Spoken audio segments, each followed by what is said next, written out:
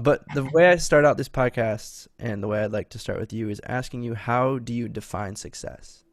That's such a great question. And I mean, like I've been thinking about it for a really long time, obviously, because that's like success is shoved down our throats, forever. But for me, it's the process. Once you find love in the process of whatever it is, that's kind of when you find success. Like I don't really have an end goal, but I'm loving what I'm doing. And I think I would consider myself currently successful, because I'm working Sure. not towards something, but I'm working, because I love it, right? So you know, yeah, Yeah, that's probably how I define it. that's a good definition. I feel like a lot of people on the podcast have talked about goals and then, but like more important than achieving that goal is, yeah, what you were saying is enjoying the journey to achieving that goal Absolutely. Yeah, process. 'cause, yeah, a goal just means you're done working. I don't want to stop working. Exactly. Yeah. So what did the journey to getting this kind of, I guess, viral TikTok account? I mean, it was like I kind of fell into it. I was working at the Ritz Carlton as a photographer, and I was like making good money, and I was going, life was going well, but it was going in a direction I could see it would be a little mundane.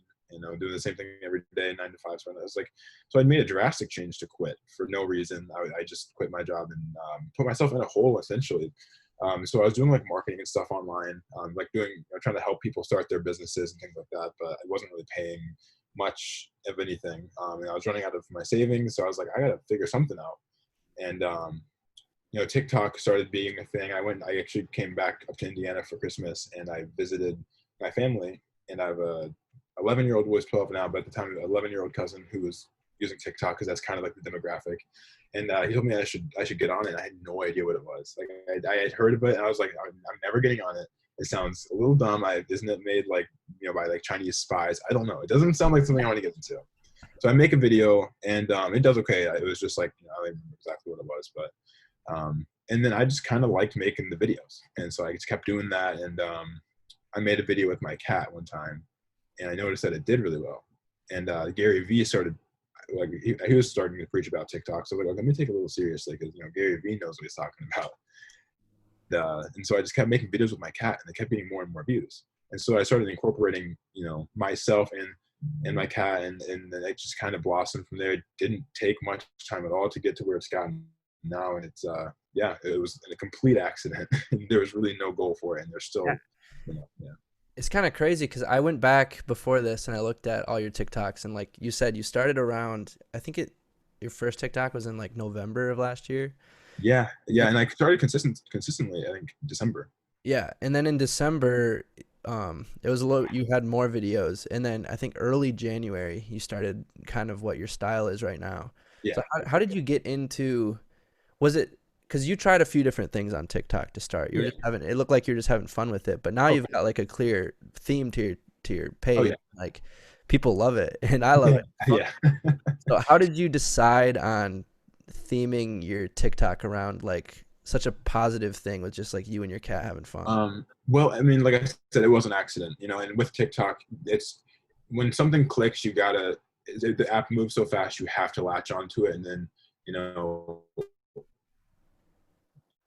doing that. And you don't have to do it forever because people get bored quickly, and so diversification is a whole other topic I could talk about forever. But I like I said, if I fell into it, people started liking those videos, and so I made more of them.